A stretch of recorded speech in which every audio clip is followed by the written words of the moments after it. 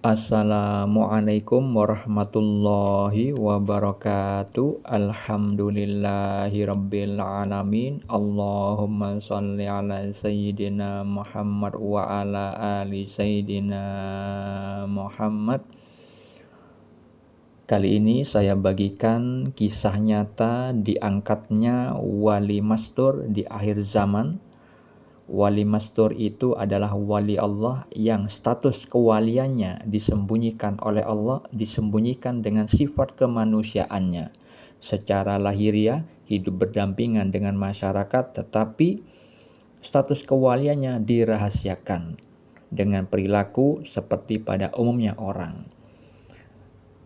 Wali mastur ini diberitahu tentang kewaliannya oleh Allah melalui mimpi bagian kenabian. Yang disebut mimpi bagian kenabian adalah yang disabdakan Nabi Muhammad SAW di dalam hadis riwayat Al-Bukhari dan Muslim bahwa mimpi seorang mukmin adalah satu dari 46 bagian kenabian. Mimpi bagian kenabian adalah bermakna bahwa salah satu fasilitas para nabi yaitu diberi petunjuk oleh Allah melalui mimpi yang benar dalam tidur, seperti yang dijelaskan di dalam hadis riwayat Al-Bukhari tentang mimpi yang dialami Nabi Muhammad SAW. Jadi wali mastur akhir zaman ada yang diangkat oleh Allah menjadi seorang walinya, wali yang tersembunyi melalui pemberitahuan mimpi bagian kenabian. Mimpi tersebut dialami saat usia beliau 40 tahun. Usia 40 tahun diangkat menjadi wali. Nabi Muhammad SAW diangkat menjadi Rasul Allah, itu juga usianya di saat 40 tahun. Wali tersebut diberi mimpi. Mimpinya itu berhadapan dengan salah satu keturunan Nabi Muhammad SAW, seorang Habib, itu mengusap dahinya dengan mengatakan wali. Kemudian mereka berdua terbang ke udara. Si Habib dan juga wali mastur yang diangkat itu terbang bersama-sama ke udara dengan terbang menuju arah yang tinggi di atas lautan. Yang itu bermakna tersirat bahwa terbangnya wali mastur itu memiliki makna bahwa wali tersebut diberi kemampuan, diberi kekuasaan oleh Allah. Kekuasaan apa? Berkaitan dengan laut yang ada di bawahnya. Ketika mereka berdua itu terbang di atas laut, itu adalah petunjuk dari Allah bahwa wali mastur tersebut diberi kekuasaan atau kemampuan memahami ilmu Allah yang luas, yang otomatis juga berarti bahwa wali mastur tersebut diberikan musyahadah atau samudera penyaksian mata hati. Orang yang memiliki samudera penyaksian mata hati itu memahami ilmu dengan Allah yang maha mengetahui, sehingga ilmu wali tersebut itu luas, pemahamannya luas, tidak sama dengan ustadz-ustadz biasa, ulama biasa, tidak sama. Karena apa? Hal ini penglihatan yang dijelaskan oleh Allah di dalam firman-Nya, dijelaskan di dalam hadis riwayat Al-Bukhari nomor 6502.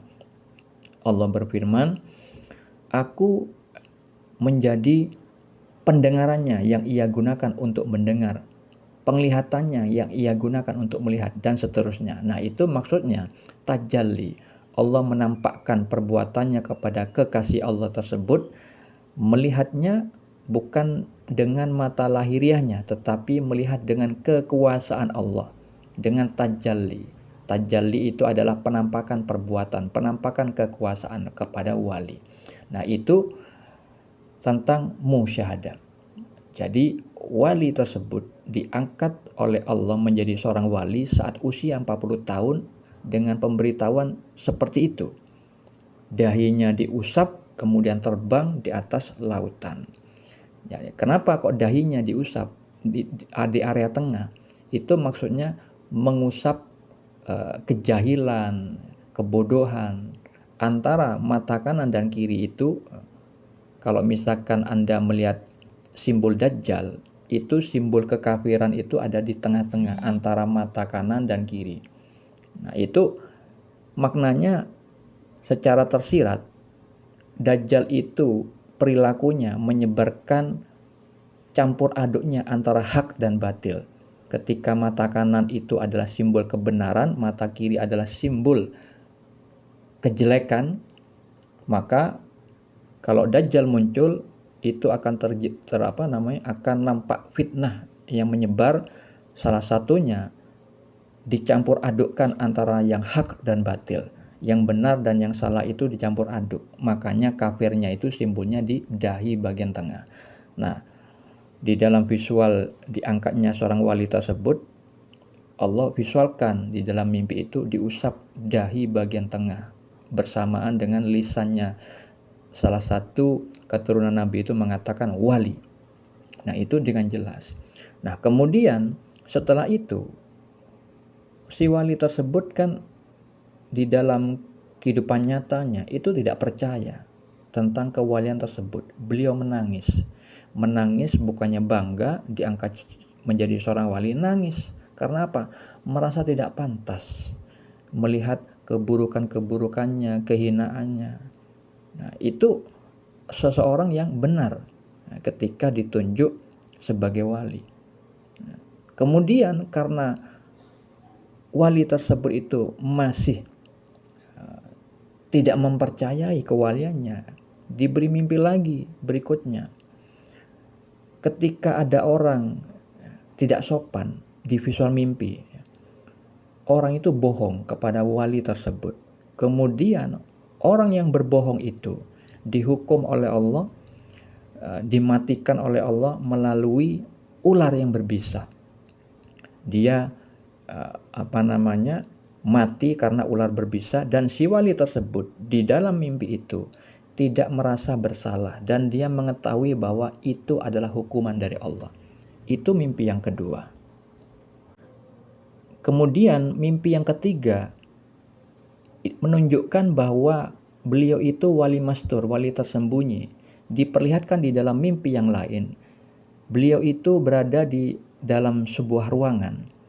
Ada wali yang lain, wali masyhur, wali yang terkenal. Ini wali yang masyhur itu tersebar videonya di YouTube. Wali masyhur ini mengatakan di dalam mimpi itu, kamu tidak tahu saya tahu kamu.